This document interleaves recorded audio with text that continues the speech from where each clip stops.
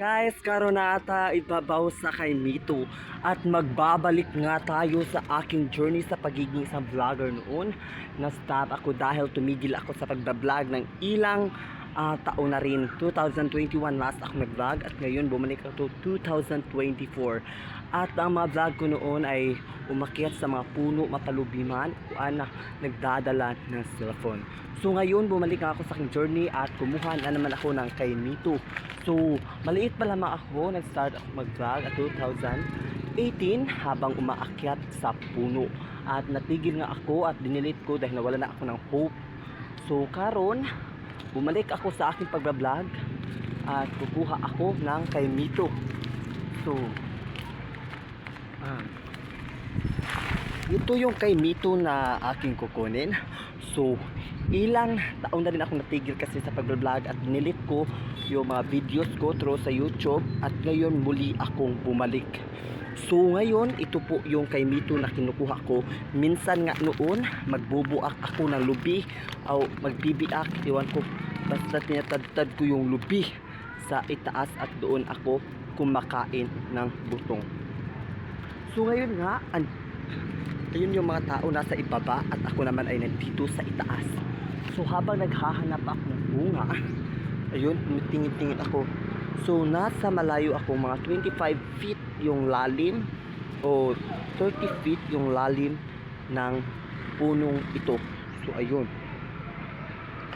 So makikita nga natin, so gumagawa na lang ako ng vlog at nakakita nga ako ng iba pang bunga. So andoon yung isang bunga, andoon at doon pa.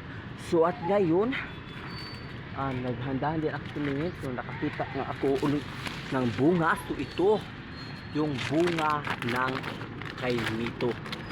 So nagdahan-dahan ako dahil natatakot akong mamatay ng maaga. So ayun, sumasandig naman ako.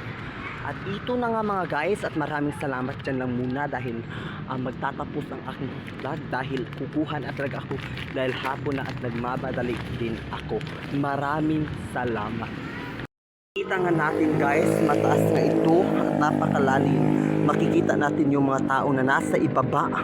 Ayun.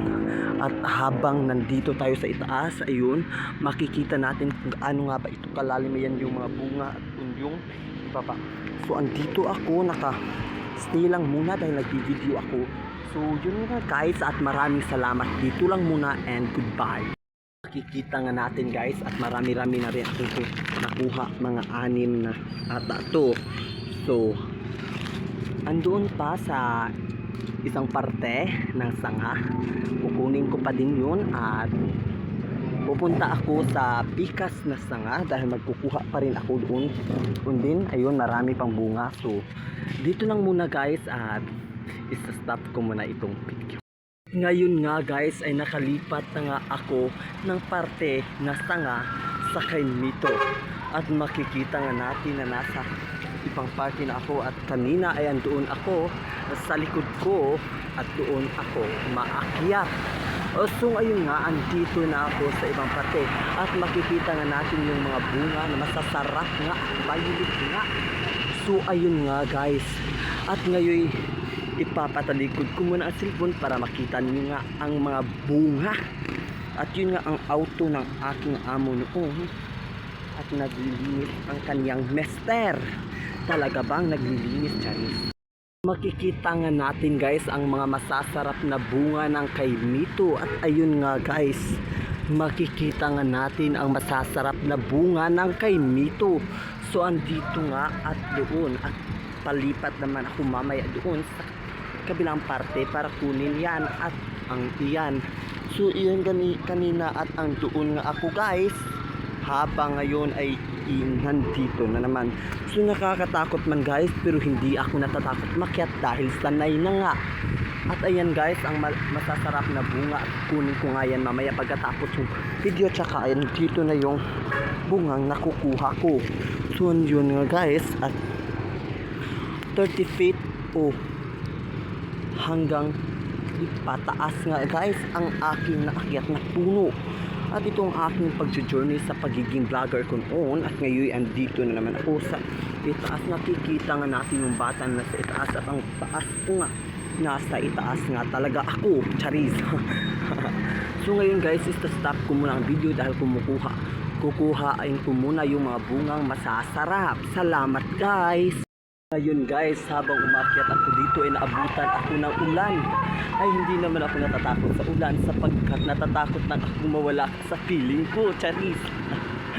So totoo nga guys, at umulan na ito. At ngayon makikita nga natin sila na tumitingin sa akin. Kaya wait lang muna, talikod ko muna. Yun na nga guys, at umuulan nga guys. Habang umuulan ay nandito pa rin ako at hindi ako natatakot dahil kukunin ko talaga ang bungang iyan. At wait lang guys dahil nagpahinga muna ako bago ko kukunin ang mga bungang iyan at pagkatapos ay bababa na rin ako pagkatapos at mapuno ang aking dinalang sako bag na maliit. Ako guys dahil nabalikan ko ang aking journey sa aking pag-vlog at ngayon guys ay patungo muna ako sa pagkuha ng mga bungang nasa aking ibaba at ako'y bababa na rin, baka ako'y tuluyan ng bababa sa lupa. Dahil nga hapon na at nais ko nang bumaba, ilalagay ko to sa aking simina, ang cellphone, at ako ngay nasugatan ng maliit pero masaya pa rin ako dahil hindi naman ito nakaabot sa aking bituka. At ngayon guys ay bababa na ako ng dahan-dahan para hindi naman tuluyan na ngang mamamatay. Charis! At ngayon nga ilalagay ko na ang cellphone dito sa bag at hindi ako magbibideo tuwing bababa ako dahil baka nga tuluyan tayong mawala sa mundong ito. Charis! At maraming salamat nga sa panood at ako'y bababa na rin at goodbye! At ayan na nga ang aking nakuha na mga bunga. Grabe ang sasarap at ang makukulay pa. Paano naging makukulay kung violet din naman ay iisa lamang ang kulay?